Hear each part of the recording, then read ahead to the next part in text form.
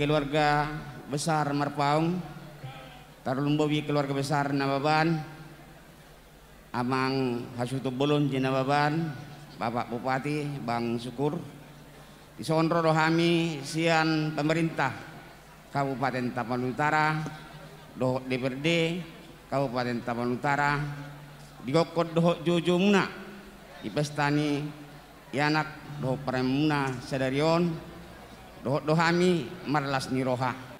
Saya sampaikan pantun Pak Bupati, enak salak Bali, tapi lebih enak salak setempuan. Mudah-mudahan anak pertama laki-laki dan menyusul anak kedua perempuan. Asa-asa disuluh menyasar tebatian. Nungatak kesamutan pasupasu sedarion. Saya di pesat tuat tamat panggabian parhorasan komuna. Betima. Abang keluarga besar Nababan, keluarga besar Marpaung, atas izin Amang Bupati, disonro dohami Amang, sian pemerintah Kabupaten Tapanuli Utara,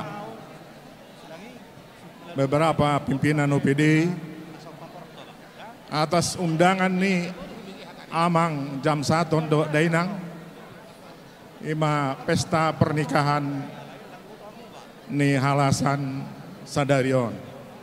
Atas nama pemerintah Kabupaten Tapanuli Utara, do rakyat nih Kabupaten Tapanuli Utara mengucapkan selamat berbahagia untuk kedua pengantin.